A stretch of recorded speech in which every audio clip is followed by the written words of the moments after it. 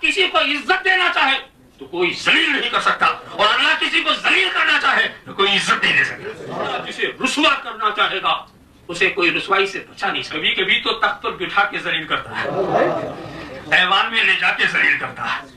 तुमने मंजर नहीं देखा कि यजीद को दमिश्क के तख्त पर बिठा के जलील कर दिया, और हुसैन को खंजर के नीचे लटा के इज्जत दे दी। जिस तरह से कभी इज्जत देने पर आता है तो भूखे को इज्जत दे देता है, प्यासे को इज्जत देता है, खाने वाले को जलील कर देता है, पीने वाले को जलील कर देता है। जब बचाने पर आया तो अपने महबूब को मकड़ी के जाले से बचा लिया, कबूतर के अंडों से बचा लिया। अल्लाह का मद्दे मुकाबिल होकर न तुम्हारा कोई मददगार है न वली है।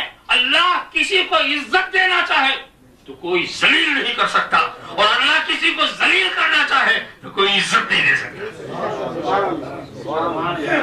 खुदा से लड़ करके कोई तुम्हारी मदद करे, खुदा से लड़के बागी होके तुम्हारा दोस्त बन जाए, खुदा से बागी होकर तुम्हारा मददगार हो जाए, तो खुदा का मद्दे मुकाबिल होकर न तुम्हारा कोई वली है न तुम्हारा कोई मददगार है।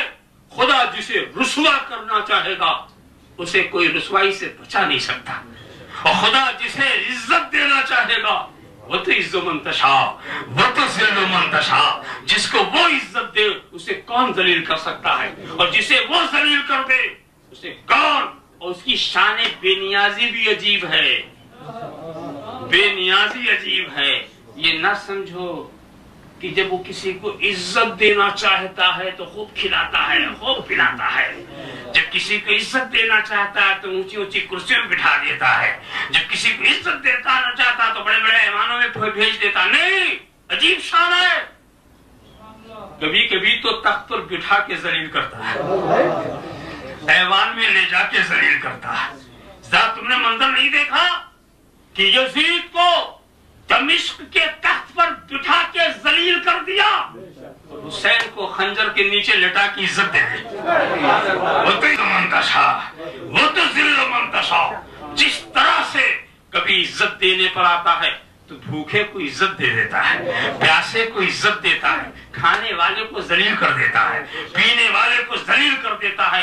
तो इज्जत देने के लिए, और एक ये भी समझो, जलील करने के लिए ये उसकी मर्जी नहीं कि बहुत बड़ी ताकत इस्तेमाल करने की जरूरत है, कुछ भी नहीं। न बचाने के लिए ताकत इस्तेमाल करने की जरूरत, न जलील करने के लिए। वो तो अजीब शान पे नियाजी रखता।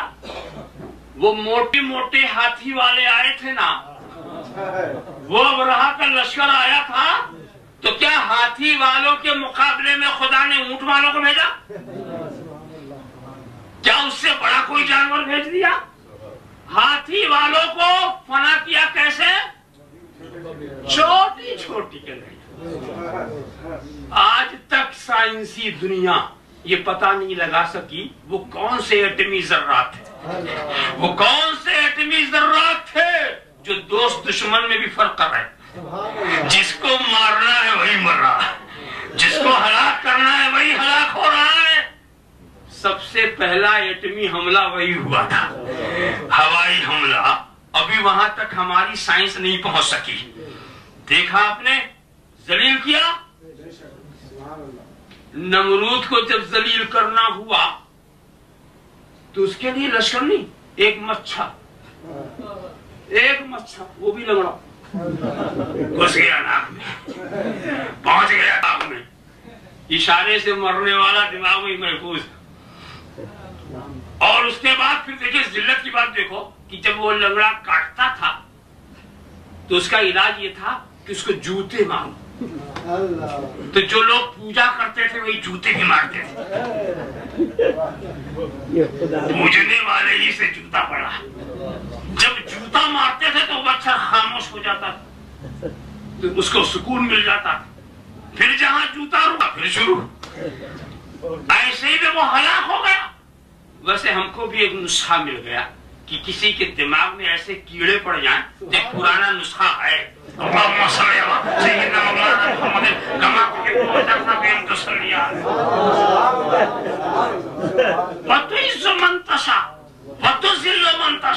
जिसे चाहे इज्जत दे, जिसे चाहे जलील कर दे। और सुनो, जब बचाने महबूब को मकड़ी के जाले से बचा लिया, कबूतर के अंडों से बचा लिया।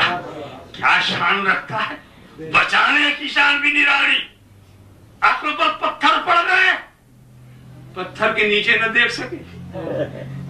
देखा आपने, वतुइस्सु मन तशा वतुज़िल्लु मन तशा।